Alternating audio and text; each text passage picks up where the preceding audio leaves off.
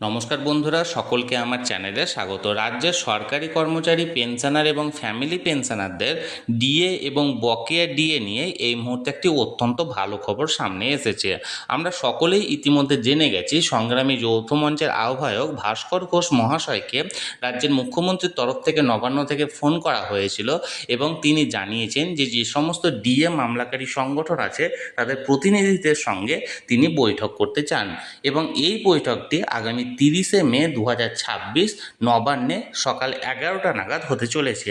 এবং এই বৈঠকে শুধুমাত্র সংগ্রামী যৌথ মঞ্চ নয়, যে ডিএ মামলাকারী 4টি সংগঠন ছিল, অর্থাৎ সংগ্রামী যৌথ মঞ্চের পাশাপাশি confederation of state government employees, unity forum এবং সরকারি কর্মচারী পরিষদ, এই 4টি সংগঠনের 3জন করে প্রতিনিধি, অর্থাৎ প্রতিটি সংগঠনের তরফ থেকে 3জন করে প্রতিনিধিদের সঙ্গে মোট 12 জন প্রতিনিধির সঙ্গে মাননীয় মুখ্যমন্ত্রী নিজে বৈঠকে উপস্থিত থাকবেন সকাল 11টার সময়। এবং এটা তো কনফার্ম, এই বৈঠকের যে মুখ্য আলোচ্য বিষয় সেটি হতে চলেছে গত 5ই ফেব্রুয়ারি মহামান্য সুপ্রিম কোর্টের তরফ থেকে যে ঐতিহাসিক রায় প্রদান করা হয়েছিল, অর্থাৎ পঞ্চম বেতন কমিশনের অন্তর্গত সমস্ত সরকারি কর্মচারী, পেনশনার এবং ফ্যামিলি পেনশনারদেরকে সমস্ত বকেয়া ডিএ এরিয়ার পেমেন্ট করতে হবে।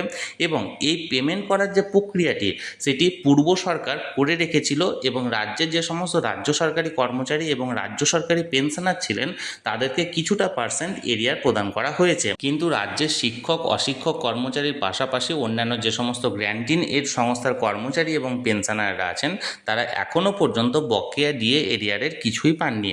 আগামী 30শে মে 2026 নবান্নে সকাল 11টার সময় মাননীয় মুখ্যমন্ত্রীর সাথে যে সমস্ত ডিএ মামলাকারী সংগঠন, অর্থাৎ 4টি সংগঠনের মোট 12 জন প্রতিনিধি আছেন তাদের সঙ্গে যে বৈঠকটি হবেন সে বৈঠকে মূলত এই বিষয় নিয়ে আলোচনা হবে। বকেয়া ডিএ এরিয়ারের পাশাপাশি ষষ্ঠ বেতন কমিশনের অন্তর্গত কেন্দ্রীয় হারে ডিএ এবং পে কমিশন নিয়ে মাননীয় মুখ্যমন্ত্রীর সঙ্গে কোনোরূপ আলোচনা হয় কি হয় না সেটি এখনও পর্যন্ত জানা যায়নি। এটি আলোচনার পরেই বোঝা সম্ভব হবে। আপাতত যে খবরটি উঠে আসছে সেটি আমি আপনাদের সঙ্গে শেয়ার করলাম। এই বিষয়ে যদি ফার্দার কোনো রকম কোনো আপডেট বা রিপোর্ট পাওয়া যায় আমি তৎক্ষণাৎ সেটাই এই চ্যানেলে ভিডিওর মাধ্যমে শেয়ার করব। তাই যারা যারা এখনও পর্যন্ত চ্যানেলটির সঙ্গে যুক্ত নেই অবশ্যই চ্যানেলটিকে সাবস্ক্রাইব করে চ্যানেলটির সঙ্গে যুক্ত হয়ে যান। আর ভিডিওটি ভালো লেগে থাকলে অবশ্যই এটি লাইক করুন এবং সকলের সঙ্গে শেয়ার করুন। আর সেই সাথে অবশ্যই চ্যানেলটিকে সাবস্ক্রাইব করে রাখুন। ধন্যবাদ, দেখা হচ্ছে পরের ভিডিওতে।